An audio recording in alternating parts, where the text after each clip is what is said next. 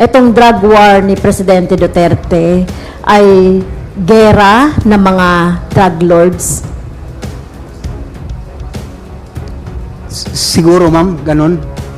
May nagsabi kasi, no, si Arturo Las Cañas, that Duterte is the lord of all drug lords in the southern Philippines. Naniniwala ba kayo dyan? Hindi, Your Honors, but I would like to tell you, Your Honors, na hindi naman sila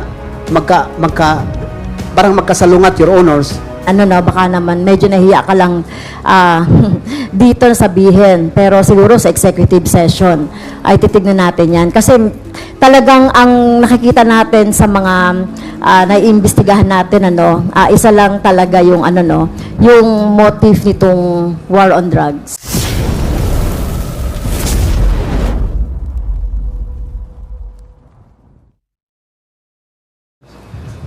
At nabanggit din dito, ang bansag po pala sa inyo is Duterte's drug war poster boy. Pwede niyo po bang pakisabi dito sa komite, bakit po kayo nabansagan na Duterte's drug war poster boy? Kung sa inyo pong pagkakalam? Sa kanila lang yung Your Honors, hindi na ako baguhan yung mga ganon, Your Honors, kasi nakita man sa trabaho natin. Pero yung pagkasabi noon, siguro sa accomplishment ng Albuera at saka Paruhino Groups, Your Honors.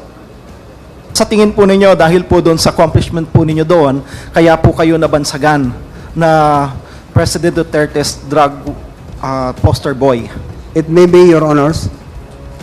Nabanggit ninyo po kanina, siguro dahil binabanggit po dito na kayo ang poster boy, at nabanggit din po ninyo kanina tungkol po sa pagre-report po ninyo kay President Duterte. Tama po ba yung dinig ko po kanina? Yes, Your Honors. Actually, binabasa ko po yung affidavit po ninyo, Colonel. Wala po kayong nabanggit po dito kay President Duterte except sa paragraph 28. So, mayroon po ba kayong nais na idagdag dito po sa affidavit po ninyo? Wala na, Your Honors. Tungkol po doon sa pagre-report po ninyo, nabanggit din po ninyo, nagre-report po kayo kay dating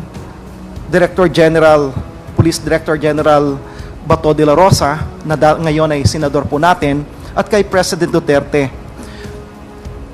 Pwede niyo po bang explain po sa amin, ano po yung nire-report po ninyo at pangilang beses po kayo na nakapag-report kay President Duterte? After operation, Your Honors, sa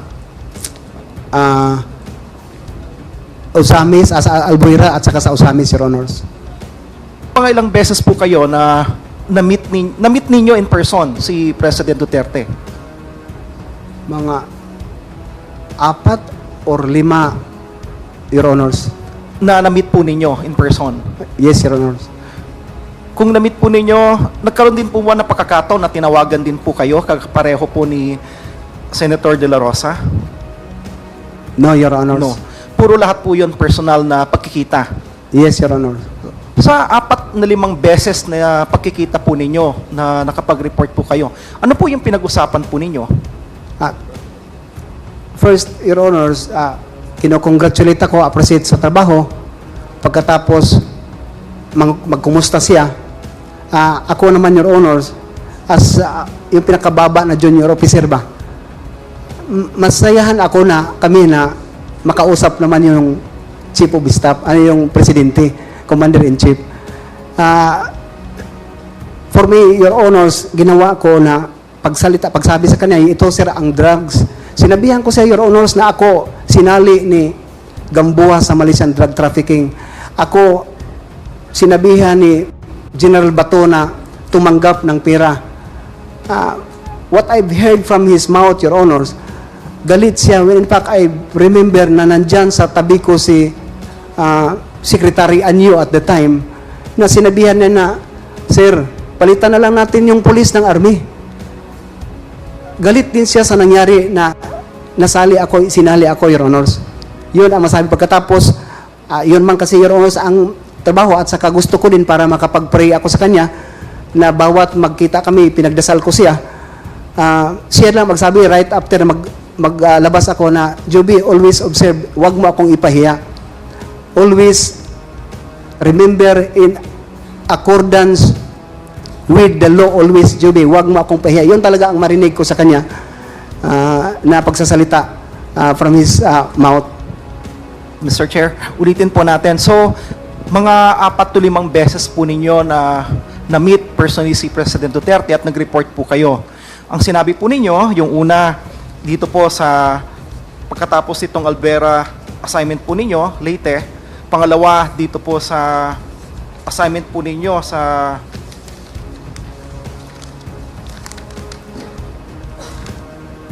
Usamis.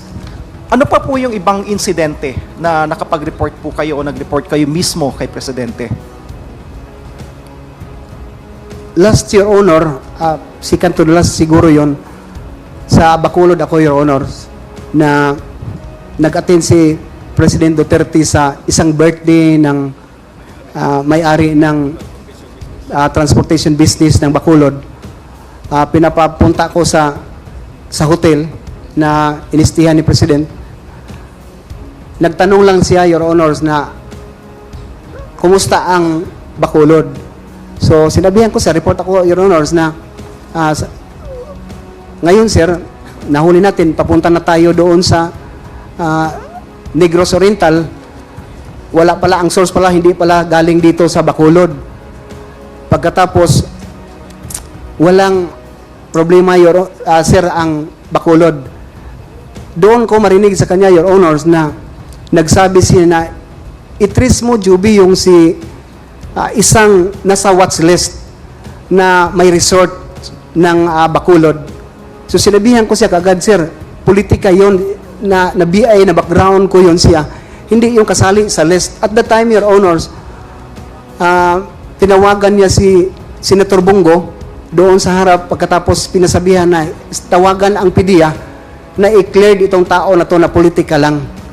So that's the second to the last, I think, na nagkausap kami ni President Duterte, Your Honors. Maraming salamat, Mr. Chairman. Dito po sa paragraph 26, sinabi po ninyo dito sa bandang dulo, at this time, I was really morally convinced I had to implement Chief Bato's direct order in his 2017 phone call, which is to eliminate them. Eliminate them, sino yung tinutukoy po ninyo dito? In Chief Bato's words, wag tangon sila. Sino po yung eliminate them? Sino yung them dito? Yung member ng drug syndicate, Your Honor, yung Paruhinog. Yung Paruhinog Groups, Your Honor. Paruhino Group. Does this mean to say, kasi pagdating po sa 26, paragraph 26, sinabi po ninyo dito, Mr. Chair, sabi po niya dito, while the CIDG was the applicant, the search was conducted jointly, etc., etc. Then tumuloy po rito sa bandang dulo ng paragraph, we enforced them through a simultaneous search around 2 a.m. of July 30, 2017, a Sunday. 16 people were killed in these police operations, including Mayor Paruhinog and his wife. Does this mean to say, kasi continuous yung ano po ninyo, although magkaibang paragraph, pero konektado yung pag-intindi po ninyo that you were convinced na kailangan yung implement yung Chief Bato's direct order to eliminate them. Doon sa paragraph 16, paragraph 26, na 16 yung namatay. So yung po bang binabanggit po ninyo doon sa 25, it's a direct understanding ninyo doon sa order. Kaya umabot po sa next paragraph, 16 po yung namatay. So kasali yun, Your Honors. Pero that is a simultaneous implementation of search warrant. 6 na 6 warrants, Your Honor, sa siblings at sa kapamilya ni Aldong Paruhinog. Pero gusto ko maintindihan po, Mr. Chair, yung kanilang kaisipan. So ibig sabihin po, dahil yun po yung intindi po ninyo, so how do you feel na may 16 na namatay? That is resulted, Your Honors, Mr. Chair, sa pag-implement ng search warrant na sila, kami na mga implementor ng search warrant, depensa talaga sa sarili because they have also fully armed. ang grupo ni Paruhinog when implemented the search warrant. So ano po yung tingin po ninyo doon sa 16 na namatay? So they are considered necessary doon sa pag-implement po nung order po na ini-implement po ninyo? It will become necessary, Your Honors, because yung area na madilim, pagkatapos putukan, it becomes now the collateral damage, Your Honor. Pag putukan kasi, kung saan lang yung putok, saan lang ang makapag-risba kami, yun talaga, hindi namin tinignan kung may ano pa dyan. Kasi walang ilaw, madilim ang lugar at the time, Your Honors. So, yung tingin po ninyo sa kanila, itong mga namatay po na 16 are collateral damage. Doon po sa implementation po, and this is consistent nung in-implement po ninyo ito, doon sa tinatawag po natin na war on drugs. Tama ho ba? It may be ganun, Your Honors. Kindly wind up, Congressman Salo. Thank you, Mr. Chair. Dito po, binabanggit po ninyo may reward system. Dito po sa paragraph 28, nung minute po kayo ni Chief Batuan, President Duterte arrived shortly thereafter to congratulate our unit for the successful raid. Ano po yung sinabi pa po sa inyo kung malala po ninyo? Nag-congratulate lang, Your Honors, na salamat na accomplish yung sa accomplishment mo.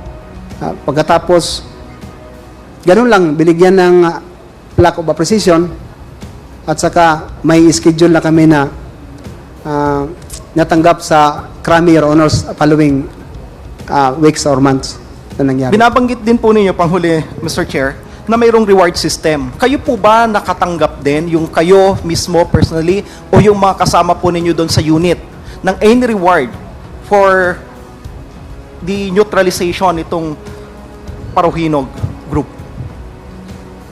Sorry to inform, Your Honors, na yung natanggap ko, matandaan ko lang, yung kay Mayor Aldong Paruhinog, na buhay pa siya na nag-reward ng 600,000 sa mga nahuli namin na malaking drug poser ng Ozamis. Po ang nag-reward, Mr. Si Chair? Mayor Paruhinog, Your Honors. Si Mayor Paruhinog. Sila kayo po yung binigyan, yung unit po ninyo, ng 600,000. Yes, Your Honors. Para saan po yung nagamit po yung 600,000 po na yun? Sa mga nahuli na mga malaking drug poser ng Ozamis, Your Honors. Salamat po, Mr. Chair. Wala na po akong Thank you, Congressman Salo. Let me remind the members that we still have another witness that we will present before the committee. So, kindly shorten our questions directed to Colonel Jovi Espinido. So, the next to interpolate is Congressman Sia Alonto Adyong. You recognize. Thank you, Mr. Chair. Mayong hapon, Colonel. May hapon, sir. Mayong hapon. Nais ko lang balikan po. Tanungin kita doon sa laysay mo on paragraph 7. And this is a portion of the affidavit under paragraph 7 na gusto kong i-quote. I was able to read these affidavits together with the logbook. Ito, you're mentioning about the payola system, yung payment, no? Yung binabayad ng mga protectors dito sa page 7. At sinabi mo, I was able to read the affidavits together with the logbook that was enclosed with a copy of clear checks in the name of PNP officials. As such, I have learned that top PNP officials were receiving money from the Espinosa. And you were, after that, turned over this logbook, copies of the clear checks and affidavits with Police Brigadier General Francisco Imburon, then the PNP Provincial Director of Leyte. Alam niyo po kung nung nangyari after you turned over these logbooks, ano po yung naging action? Na-dismiss lahat, Your Honors, ang na-file natin ng mga officers. Na-dismiss lahat? Yes, Your Honors. Naka-duty sila, balik silang duty. So ibig sabihin, merong ginawang investigation, meron pong case na na-file dito sa mga listahan ng mga pangalan, and eventually na-cleared. Yes, Your Honors. Okay. ilang months pa ho ba nila ginawa yung mga investigation na ito? Nag-file ako ng November of 2016, Your Honors. 2017 na confirm yon kasi pinadalan ako ng notice ng RIAS at sa NIAS na individually kinausap na nila to confirm ang mga witnesses sa Albuera. And at the time, Your Honors, na-assign na ako sa Usamis, March 2017. Yung Mr. Chair, kasi importante din ho natin malaman yung timeline dito, no? Nung pagbigay nyo po dun sa logbook na yon and they started the investigation, how many months do you think, as a regular process, do you think for a final, say for example, judgment to be rendered down? What is the regular process? Ilan pa po ba pala yung mga nasa listahan? Kasi ang sabi nyo po, parang you maintain that these names will be retained in the logbook. Ibig sabihin, ayaw nyo po ipa-delete. So, probably you know the names of all these PNP officials that you saw in the logbook, no? The regular process ho ba, ilan ho sila? Sa RIAS at sa Ilan ho sila? Yes. mga 23, yun also natandaan ko, if I'm not mistaken, 23, may NIAS 8, may DOJ 8, may ombudsman na 4. So hindi lang ho sila lahat PNP officers? Yes, Your Honors. Okay, see. So doon po sa PNP officers, usually, mga yung regular na process, sabihin natin na dumaan sa normal na proseso na pagpalagay natin walang outside intervention of influence. How long would it take, for example, for a case to be either dropped or dismissed or would go further for for further complaint or investigation? Pinakahaba na yun, Your Honors, yung 6 months. 6 months. Pinakahaba In the na. case of all these names involving PNP officers in the logbook, ilang months po sila nagkaroon ng investigation and then how long will the investigation last before the dismissal of order was rendered down? For 4 months, Your Honor, 3 to 4 months, may ginawa ng investigation ang RIAS. And sa palagay niyo po, masyado mabilis ito? At the time, Your Honors, mabilis. Okay. Sinabi niyo yun ho dito, kasi mukhang sabi niyo, dun ho kayo nagre-report diretso kay then PNP Chief Bato de la Rosa, no? How many times did you actually go to the Chief PNP to report a certain assignment?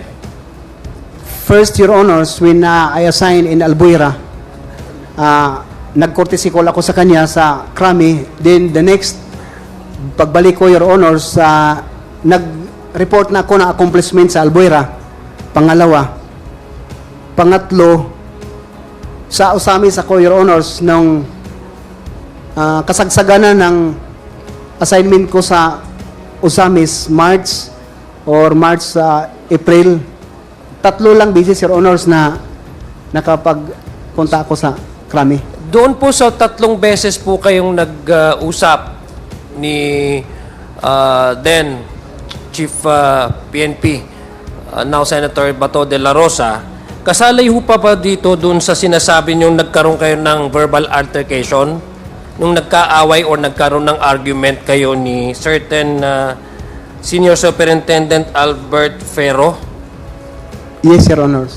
Kasama po doon sa pangatlong pag-uusap ninyo? Pangalawa, Your Honors. Doon pangalawa. Yung nag-usap po kayo regarding doon sa pagkaroon kayo ng parang sagutan. Kasi nga, according sa paragraph 16 ng iyong affidavit, ang sinasabi parang in-involve kayo doon sa nagre-receive kayo as one of the police protectors ng mga drug, no? And you said na hindi totoo, so nagkaroon kayo ng altercation, nagkaroon kayo ng verbal Hindi ho nyo ba na-mention kay Chief PNP na meron in fact kayong nakuha na listahan ng mga PNP officers doon sa logbook na sinasabi na sinubmit ninyo kay police director at that time to prove that you are indeed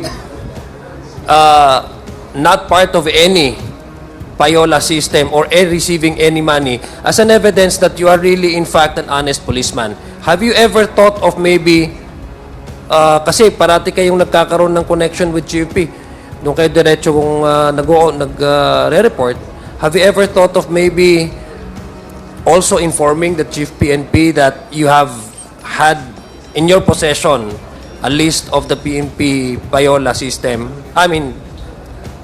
protectors, just to prove that you are really innocent and you're one of the honest policemen? Sorry, Your Honors, for that situation, the junior officer cannot afford to do that, Your Honors. So, sabihan mo yung PNP na, sir, ako, ganun. Ang sa akin, alam na niya, Your Honors, kasi nung malaman niya na may mga affidavit si Mayor Espinosa at saka yung sinabi ng mga list, pinapadala niya kay lahat ng documents, pati check, return check, ni Mayor Espinosa, pinapadala niya, Your Honor, sa CIDG through kay General Magalong at the time, Your Honor. Pero yung pagbigay niyo po ng logbook ng lahat po ng listahan ng mga police kay provincial director, sa palagay niyo po ba hindi ito na-report sa ating chief that time, Chief PNP Bato de la Rosa? O aware po siya kasi nung time na ito war on drugs, 'di ba? Ang top priority ng ating administration, war on drugs, 'di ba? So, ito sa palagay niyo po ba itong logbook na ito, talagang importante ito, kumbaga, parang isa ito sa mga explosive na smoking gun, 'di ba? Sa palagay niyo ba? Sa palagay niyo ba dapat nabigyan or sa palagay niyo nakakuha ang ating Chief PNP ng listahan na ito ng mga pulis na tumatanggap ng illegal drug payroll? Yes, Your Honors. So, sa palagay niyo naka-receive din ho ang ano? Yes, Your Honors. So bakit ko nga ang babalikan ko yung tanong ko, bakit hindi niyo na-mention man lang kasi diretso ho kayong pupunta sa kanya, limbawa, man-mention man lang sa kanya na kasi sa pagbabasa ko po sa affidavit ninyo, parang may insistence na ginagawa kayo ng storya, hindi ho ba?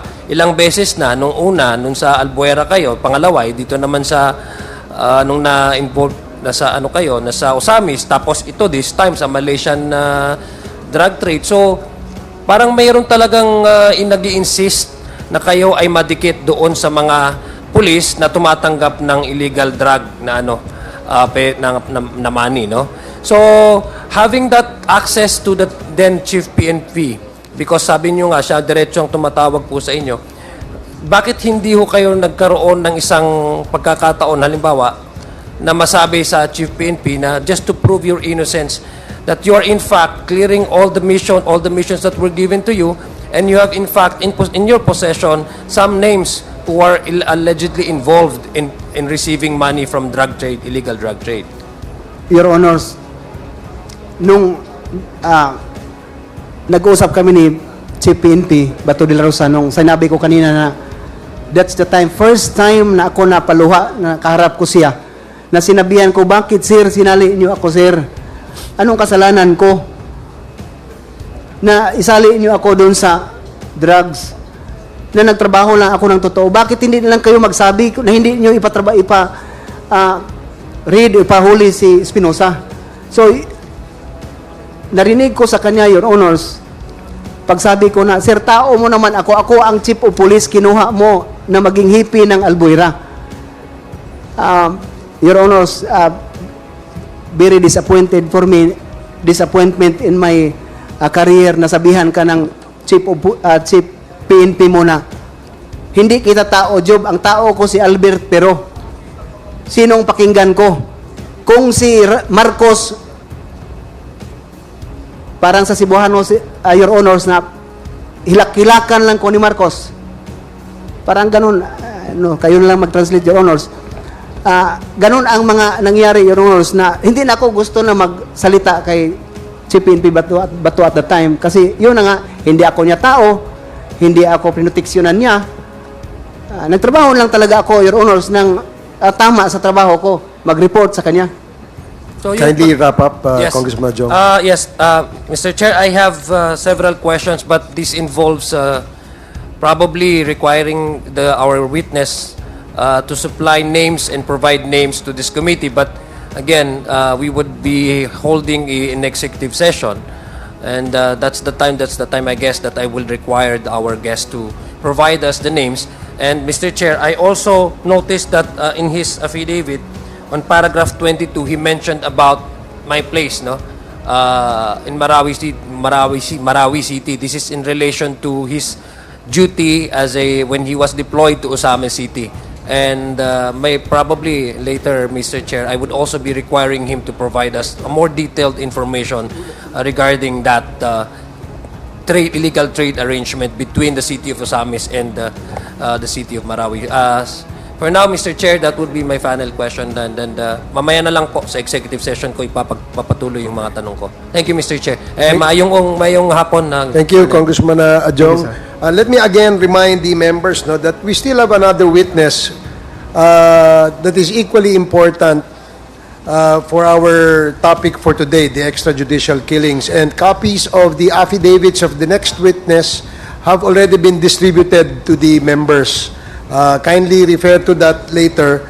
But to complete the list of interpellators for our resource person today, the next to interpolate is Congresswoman Franz Castro, and then Congressman Richard Gomez, and then Congressman Serge Dagook, and a short manifestation by Congressman Dan Fernandez, short manifestation by Congressman Paduano, and then a little recap from Congressman Acop, and then we proceed to the next witness.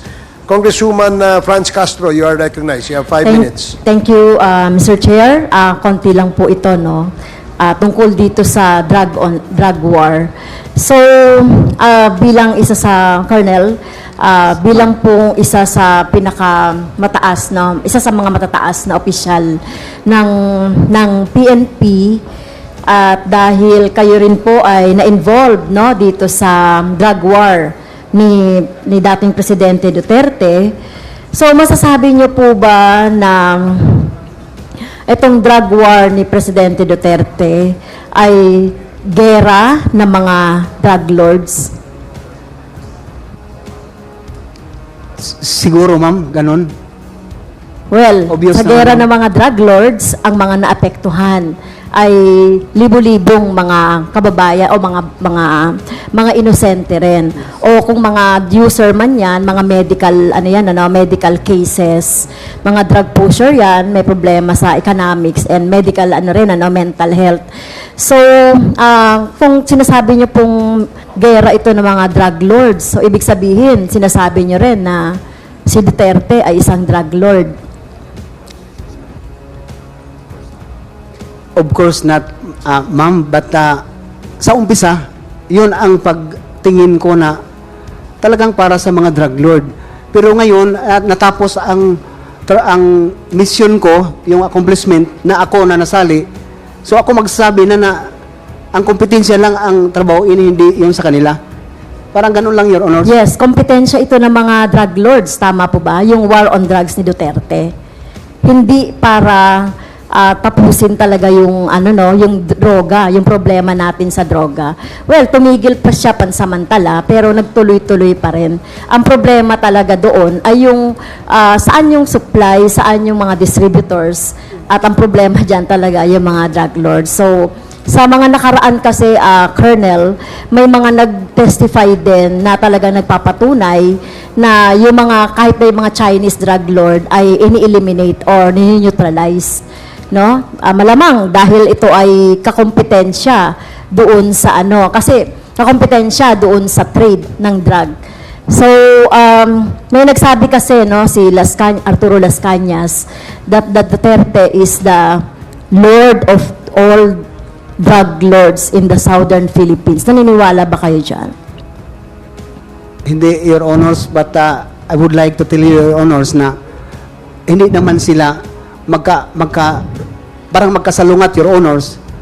Ako isinali sa drugs ni CPNP. Yung mga CPNP nag-follow kay Senator De La Rosa. Pero si President Digong, from his mouth, na-cleared ako. Hindi siya nag-confirm na ako kasali. In that moment, Your Honor, na tinanong siya ng media, na-cleared ako. Kaya sa akin naman, in fairness, Your Honor, no? Sorry. Parang pagbigyan din natin ng credit yung presidente na sa ginawa. But sa paligid niya, yun ang mga number one na naggawa na hindi alam ng presidente. Sorry talaga, Your Honor, kung yun lang ang sa pagtingin ko ba. Okay, so baka naman baka naman medyo nahiya ka lang dito sabihin, pero siguro sa executive session ay titignan natin 'yan kasi talagang ang nakikita natin sa mga naiimbestigahan natin isa lang talaga yung yung motive nitong war on drugs. So unang-una nga nagkaroon talaga ng maraming patayan. So sinasabi mo rito, Colonel, sa area of jurisdiction mo, walang namatay o walang nabiktima? Ito, yung line, sinasabi ninyo na walang nabiktima doon sa inyong, sa inyong area of jurisdiction.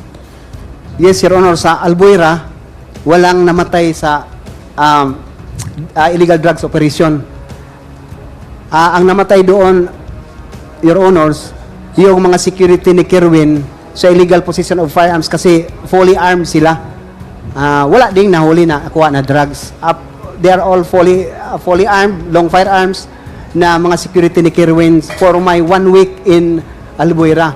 Pero sa drug operation, Your Honors, even in Bacolod, ni isa, Your Honors, na may patay sa possession of firearms or sa drugs na operation. So, sa area of jurisdiction nyo, that time, walang namatay Yes, Your na Honor. mga biktima? Yes, Your Honor. Yung, okay, sigurado po kayo doon. Yes, Your Honors. Okay? Sinasabi nyo sa number 34 ng affidavit ninyo, you did your job faithfully at hindi kayo na-promote. I'm always in some derogatory list. So, mabigat yung sinabi nyo sa institusyon. PNP is the biggest crime group in this country. Paano nyo yung mapapatunayan? Mapatunayan ko, Your Honors, kasi ako ang biktima. Ako ang biktima. Bakit hindi ako magsabi? Ang kalaban ko, pulis lang. Samantala, Your Honors, kilala ko ang mga pulis. Ang daming pulis din na faction na magsasabi sa akin na, Job, mag-resign ka, huwag kang magsyado, magkumpiyansa kasi kalaban mo, pulis lang. Kitang-kita, Your Honors, na si Kerwin Espinosa hindi binigay sa akin. So, sa kanila yon si Kerwin Espinosa. Halatang-halata na ang leader ng Paruhinog Group, si Nova Princess Paruhinog, at saka si Ardot Paruhinog, na leader ng bank robbery, highway robbery, may mga kaso sa Usamis, hindi ibinigay sa akin. Sana, masulbad na yung problema, pero ang ginawa, hindi. Bakit, Your Honors? Yung nga, tinignan ko, sino ang kakampi ko? Anong gusto nila? Ma-eradicate talagang. Kaya ako, Your Honor, Sotilio, hindi ko gusto i-minimize ang drugs. Eradicate talaga, and it can make as a chief of police for the previous assignment, Gandara, 1 month, 2 months, ako, Your Honor, Sotilio, nag-declare ang non-government organization na illegal free. Illegal free, hindi lang drug free. Illegal logging, illegal fishing, sinali ko na yung mga bawsi. Sa San Miguel, Leyte, ako, Your Honor, nag-chief of police ako for 6 months. For 3 months to 4 months, nag-declare ang San Miguel, Leyte ng illegal free. Kung saan ako, Your Honor, illegal free. Bakit hindi magawa ng police hanggang ngayon mayroon ang drugs?